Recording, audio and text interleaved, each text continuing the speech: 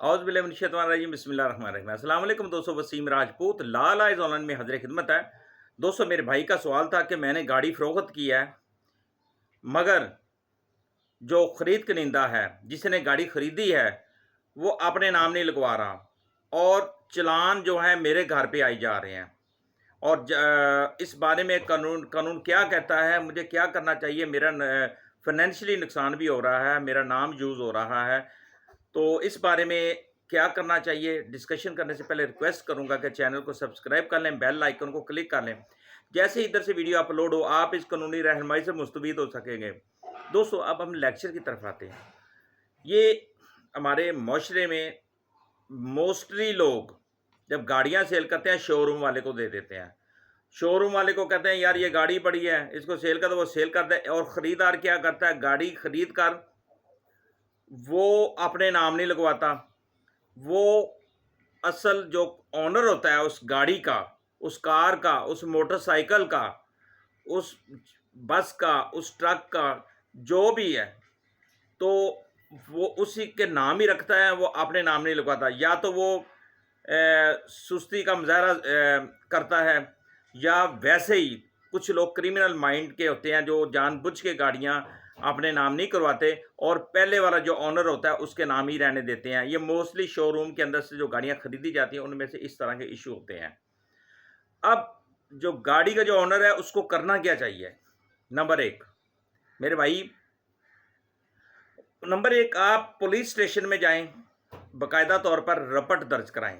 जब आप रपट दर्ज कराएंगे, ये गाड़ी थी, ये उसका नंबर था, ये सो था, ये गाड़ी थी, मोटरसाइकिल थी, बस थी, जो भी आपकी व्हीकल थी, वो आपने फलाने शख्स को सेल कर दी है, ये उसका स्टाम्प पेपर है, जो भी है, वो आपने रपट दर्ज करवा देनी, ये मैंने गाड़ी सेल कर दी। अब अगला बंदा अपने नाम नहीं लगवा रहा, तो वो पुलिस आपको रपट की कॉपी देगी।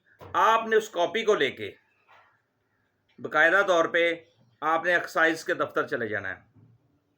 एक्साइज एंड टैक्सेशन ऑफिस आप जाएंगे, वहाँ पर जाकर आप उनको एक एप्लीकेशन लिखें। उन्होंने कहा ये मैंने गाड़ी सेल कर दी थी, ये मैंने पुलिस में रपट भी दर्ज करवा दिया है। अब इस गाड़ी में कोई भी इसको गाड़ी को फौरी तौर पे ब्लॉक कर दे, महकमा उसको गाड़ी को ब्लॉक कर देगा। जब कल को वो गाड़ी ब्लॉक होने के बाद जब वो पकड़ी जाती है, तो पकड़ी जाने के बाद वो जो गाड़ी का ऑनर होगा, जो उस गाड़ी का जो मालिक होगा, वो उसके पास ख़रीदार आएगा। जब उसको महकमाना कार्रवाई उसके ख़िलाफ़ होगी, वो फिर रिक्वेस्ट करेगा, जनाब मेरे से गलती होगी, मुझे आपसे आपका मिन्नत तरला करेगा, आपसे रिक्वेस्ट करेगा, आपसे दरख्वास्त करेगा।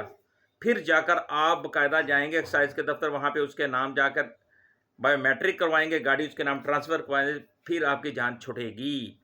अदरवाइज़ अल्लाह ना करे, आप जिस बंदे को गाड़ी सेल करते हैं वो आगे से क्रिमिनल माइंडेड होता है, वो उस गाड़ी को क्रिमिनल इस्तेमाल करता है, उस गाड़ी पे क्राइम करता है, किसी का मर्डर कर देता है, डकैतियों के केसेस होते हैं, मनशियात करता है। तो इस तरह अगर कोई इस तरह का सीन हो जाता है, उस गाड़ी पे मनशियात पकड़ी जाती है, उस गाड़ी पे डकैती हो जाती है, उस गाड़ी पे जो शख्स था वो एक जगह पर जाकर जुर्म करता है, किसी को कत्ल करके आ जाता है, और गाड़ी वो उस कानून मुकदमा में, किसी मुकदमा में वो पकड़ी जाती है, तो उस सूरत में जो पुलिस होगी वो उस गाड़ी के ऑनर को पकड़ेगी।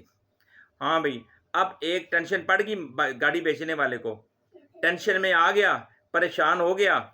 अब उसने गाड़ी बेची 10 लाख की, उसने गाड़ी बेची 15 लाख की, उसने गाड़ी बेची 30 लाख की। तो फिर क्या होगा? तो उस बेचारे का नुकसान क्या होगा? उसका अब लाखों में उसके पैसे लगने शुरू हो जाएंगे। जब पुलिस के पास इस तरह ये केसेस जाते हैं, तो वहाँ पे जब तक आप पैसा नहीं देंगे, खर्चा नहीं लगाएंगे, आपकी जान नहीं छूटनी।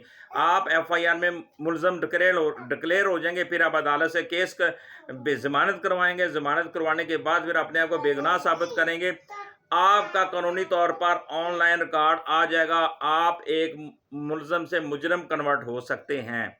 सिर्फ छोटी सी गलती, एक गाड़ी बेची, उसका प्रोसेस नहीं करवाया, जिसको बेची उसे कहो बाबा मैंने गाड़ी बेच दी, मैंने पैसे ले लिए, इसको अपने नाम कन्वर्ट करवा।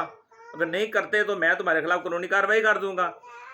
एक आप उससे लीगल नोटिस भी भिजवा सकते हैं कि आपने इतने दिन के अंदर अंदर गाड़ी अपने नाम ना करवाई, तो मैं फौरी तौर पर क्रिमिनल प्रोसीडिंग तुम्हारे खिलाफ कर सकता हूँ। तो इस तरीके से जब भी कोई चीज़ सेल करनी है, बेचनी है, तो उसको फौरी तौर पर उस कार को, गाड़ी को आप फौरी तौर पर मालिक से लेकर अपने नाम कन्वर्ट कर लें, अपने नाम ट्रांसफ़र कर लें।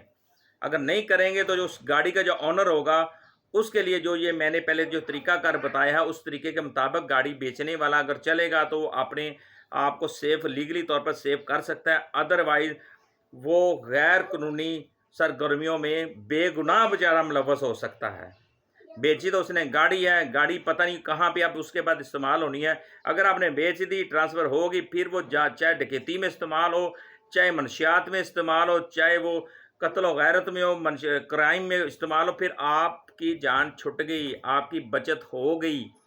अदरवाइज़ आप अपनी गाड़ी को ट्रांसफ़र नहीं करेंगे तो फिर इस तरह की गैर कानूनी जो सरगर्मियाँ, उसमें आप फंस सकते हैं। मुझे अपनी दुआ में दोस्तों याद रखिएगा, जहाँ रहें सलामत रहें। तो मेरे भाई, आपका ये जो सवाल था, मैंने उसको जवाब तफसीलन जवाब दिया, और इस वीडियो को आप सदका जारिया समझ कर आगे शेयर करें, ताकि जिन दोस्तों ने इस तरह के जो गाड़ियाँ सेल की हैं, इस तरह काम नहीं कर सके, तो वो बेचारे इस वीडियो को सुनकर वो ये प्रोसेस कर सकें। अस्सलामु अलैकुम।